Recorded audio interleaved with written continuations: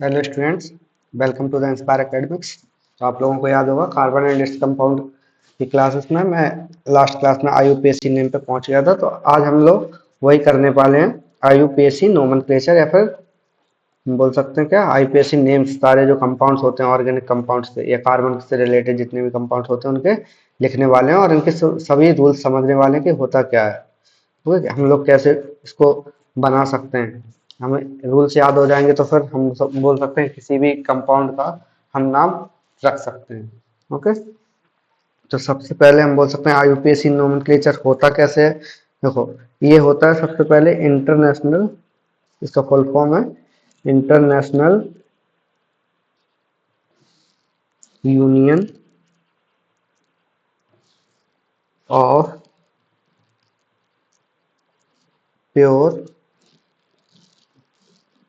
And applied chemistry, जिसे हम बोलते हैं आईयूपीएसी। ओके, तो ये हमारे पास ये एक बोल सकते हैं क्या है, कम्युनिटी है, international union of pure and applied chemistry. ये कम्युनिटी है हम बोल सकते हैं। तो ये क्या करते हैं, has given certain rules to sist to systematic, या फिर बोल सिस्टमेटाइज द नोमेनक्लेचर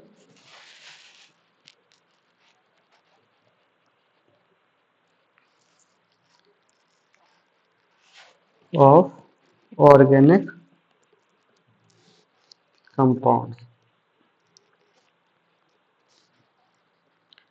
तो ये हमारे पास कुछ रूल्स होते हैं जो कि international union of pure and applied chemistry की तरफ से आते हैं। तो हम बोल सकते हैं कि जो ये आईयूपीएसी होते हैं, मतलब या यूनियन है, जो ये हमारा बोल सकते हैं संगठन है, तो ये क्या करता है कि कुछ स्टैंडर्ड, कुछ पैरामीटर सेट कर देता है कि जैसे एक इसका नाम यही होगा। सिर्फ जैसे मैं बोलूं कि इसको हम ए बोलेंगे, मतलब ए प्रोनाउंसिएशन करेंगे, तो हम दूसरे को जैसे हम बोले तो इसको बी ही बोलेंगे।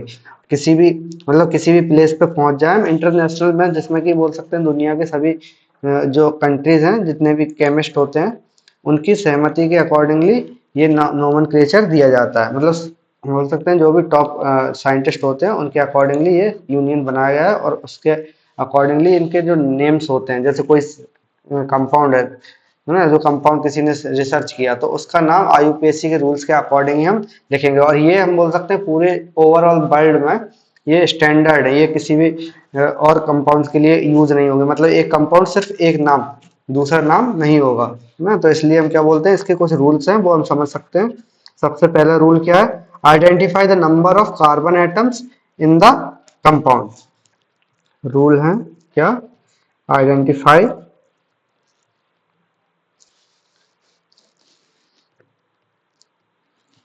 Identify the numbers of carbon atom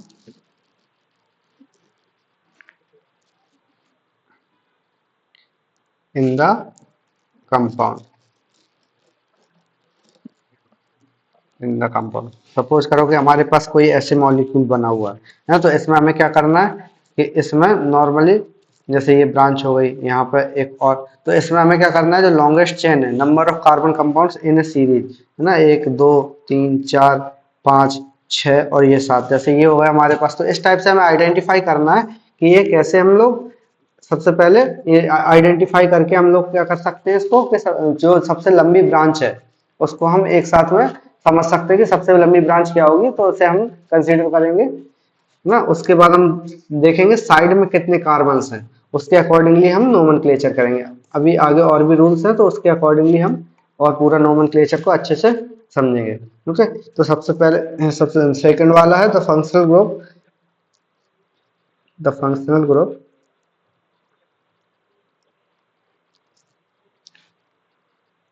present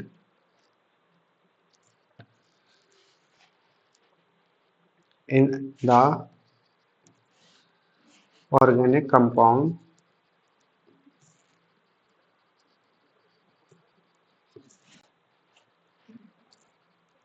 is indicated either by a prefix or by a suffix। तो ये हम बोल सकते हैं कोई भी फंक्शनल ग्रुप अगर उसमें प्रेजेंट है तो सफिक्स या फिर उसका प्रीफिक्स, हम दो टाइप से इसको लिखेंगे, है ना, हमेशा ऐसा ही होगा। ये रूल यूनिवर्सल फॉलो हम करते हैं ना। जैसे हम बोल सकते हैं जो फंक्शनल ग्रुप है तो फ्लोरीन है, तो फ्लोरीन के हम लोग क्या करेंगे, प्रीफिक्स होगा, प्रीफिक्स हम बुलाएंगे इसको फ्लोरो, फ्लोरो, है ना। और सफिक्स, सफिक्स में कुछ नहीं, ओके, सफिक्स, सफिक्स नहीं होगा इसका। वैसे क्लोरीन के लिए क्या होगा, क्लोरीन, तो क्लोरीन के लिए हम बोल सकते हैं क्लोरो, क्लोरो, ओके, इसका भी सफिक्स कुछ नहीं है। वैसे अगर हम देखें तो एल्कोहल, एल्कोहल, एल्कोहल के लिए प्रीफिक्स नहीं है, इसके लिए सफिक्स होता है जो कि हम बुलाएंगे ऑल। और कार्बोक्सिलिक एसिड है, कार्बोक्सिलिक एसिड, तो कार्बोक्सिलिक एसिड के लिए भी हम बोल सकते हैं ओइक एसिड। तो इस टाइप से हम इनको नाम नोमेनक्लेचर देते हैं। ये तो कुछ ही मैंने एग्जांपल्स लिए, और भी होते हैं जैसे एल्डिहाइड को हम बुलाते हैं अल करके लास्ट में, ये ऑल है वो अल होता है। तो वैसे हम और भी आईयूपीएससी के रूल्स हैं वो आगे एक एक से डिस्कस करते हैं। If a suffix to be added e from the name of the carbon chain is deleted। जैसे नॉर्मली हम लोग पढ़ते भी हैं उसमें, इंग्लिश के जो लेटर्स होते हैं उसमें भी ई डिलीट कर देते हैं कभी कभी ई को, है ना। वैसे हम इसमें भी कर रहे हैं, कुछ लेटर्स हैं जो कि डिलीट करना है। जैसे ई है हमारे पास, अगर सफिक्स क्या है, सफिक्स ऐड किया गया तो ई लास्ट में जो आता है वो डिलीट कर देते हैं इसमें। If the carbon chain is unsaturated, the final aim from the name of the carbon chain is replaced by either in if the carbon chain contain one double bond or by in if the carbon contains a triple bond। तो ये हम क्या करेंगे, double bond है तो उसको हम कर देंगे इन से रिप्लेस, और अगर ट्रिपल बॉन्ड है तो उसको हम आइन से रिप्लेस कर देंगे, ना। जैसे एल्कीन होता है ना, एल्कीन में, तो एल्कीन में क्या होगा, इन अकेला हम टर्म यूज करेंगे। वैसे एल्काइन में क्या होगा, एल्काइन के लिए एल्काइन की आइन वर्ड यूज करेंगे, ओके। अब इसके बाद आता है fifth, the position of the functional group, functional group on the carbon chain is given by the lowest possible numerical prefix, that is 1 2 3 4, etcetera, है ना, ऐसे हम लोग लिखेंगे। मतलब कि कोई फंक्शनल ग्रुप प्रेजेंट है और वो किसी पोजीशन पे प्रेजेंट है, तो हम उसको क्या करेंगे, लोएस्ट पॉसिबल नंबर से उसको रिप्रेजेंट करेंगे।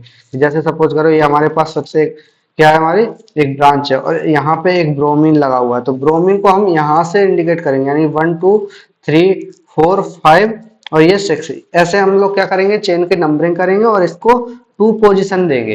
अगर हमने ऐसा कर दिया, इधर से नंबर किया, नंबर 1 2 3 4 और ये 5 पे पहुंचा, तो ये गलत हो जाएगा, है ना। ऐसा हम क्या करना है कि जो फंक्शनल ग्रुप प्रेजेंट होगा उसको हम सबसे छोटा नंबर जो कि हम प्रोवाइड कर सकते हैं, है ना, उस रूल के अकॉर्डिंग। और अगर मल्टीपल फंक्शनल ग्रुप प्रेजेंट है, तो मल्टीपल फंक्शनल ग्रुप में हम देखेंगे रिएक्टिविटी के बेसिस पे कौन सा फंक्शनल ग्रुप ज्यादा बड़ा है ना। तो रिएक्टिविटी जिसकी ज्यादा होगी वो मेन फंक्शनल ग्रुप होगा, बाकी का उसको हम दूसरे को ब्रांच एज ए ब्रांच हम कंसीडर कर सकते हैं।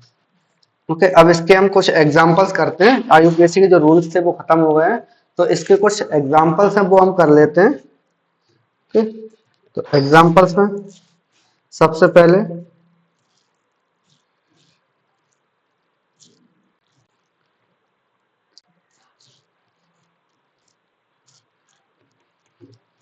ये है हमारे पास, इसे हम क्या बुलाते हैं, पेंटेनोइक एसिड।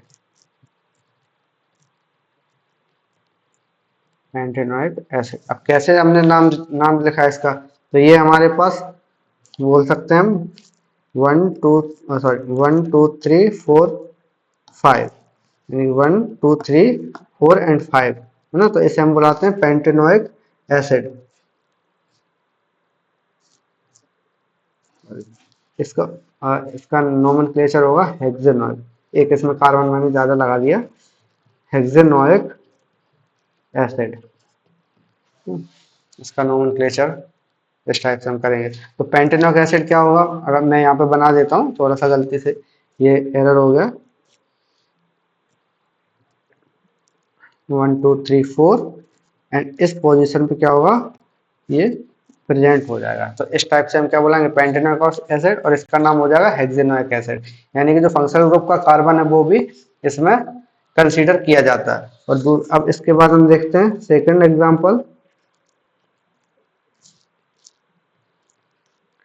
ओ ओ, तो इसे हम बुलाते हैं ethanoic anhydride. Ethanoic anhydride. Okay, तो इथेनॉइक कैसे हमारे पास, इथेनॉइक एनहाइड्राइड हमने लास्ट क्लास में पढ़ा था कि एनहाइड्राइड का जो फॉर्मूला होता है वो इस टाइप से होता है ना। और अगर हम देखें तो इथेनॉइक एनहाइड्राइड हम बुला रहे हैं क्यों, क्योंकि इसमें इथेन के जो मॉलिक्यूल्स हैं, या फिर हम बोल सकते हैं कि जो इथेन है इसमें प्रेजेंट है। ओके, इसके बाद हम देखेंगे नेक्स्ट, ओ CH3 और इस साइड CH2CH3, तो इसका नाम होता है methyl propanoate. Methyl propanoate. Okay, ये मिथाइल प्रोपेन ओएट। अब इसके बाद हम देखते हैं क्या, नया एग्जांपल, NH, इसके साथ साथ हम करेंगे मिथाइल, सॉरी इसका नाम होगा N प्रोपाइल थायनामाइड। अब इसको हम कैसे नाम कर रहे हैं, जैसे इसमें सफिक्स प्रेजेंट है ना, अमाइड नाम से, और इसका जो हम बोल सकते हैं एक और है कार्बोक्सिमाइड भी प्रेजेंट है, इसमें प्रीफिक्स है अमीडो, है ना, फंक्शनल ग्रुप अमाइड है। तो इसीलिए हमने इसका नाम क्या रखा, N propane, sorry N propyl thionamide. Okay, N propyl thionamide. इसके बाद नेक्स्ट एग्जांपल,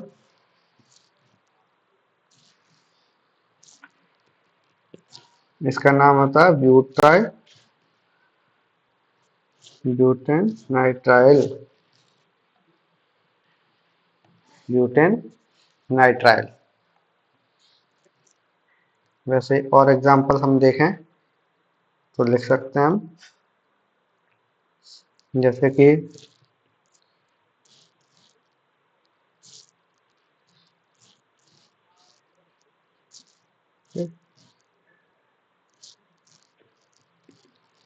तो इसका नाम क्या होगा हमारे पास? प्रोपाइन। ठीक है, इसका नाम होगा क्या? प्रोपाइन। इसके अलावा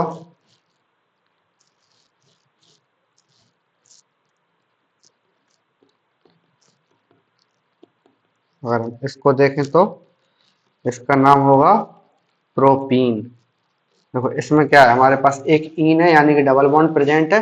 डबल बॉन्ड के साथ साथ हमारे पास क्या है, तीन कार्बन का लॉन्ग चेन है यानी 1 2 एंड 3। अगर हम वैसे भी करना चाहें तो प्रोप 1 इन भी बुला सकते हैं हम इसको, या फिर इसको भी बुला सकते हैं प्रोप 1 आइन। तो बट हम लोग नॉर्मली क्या बुला रहे हैं इसको? प्रोपीन और प्रोपाइन। तो ये हमारे पास कुछ एग्जाम्पल्स होगा, और मैं और एग्जाम्पल्स दे देता हूँ जिससे कि आप और प्रैक्टिस करना।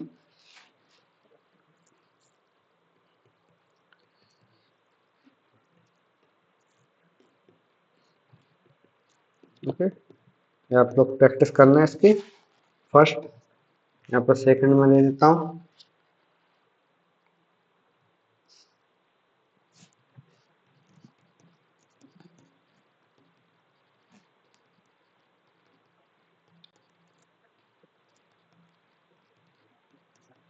सेकंड हो गया। अब इसके बाद थर्ड एक और लास्ट में दे देता हूँ।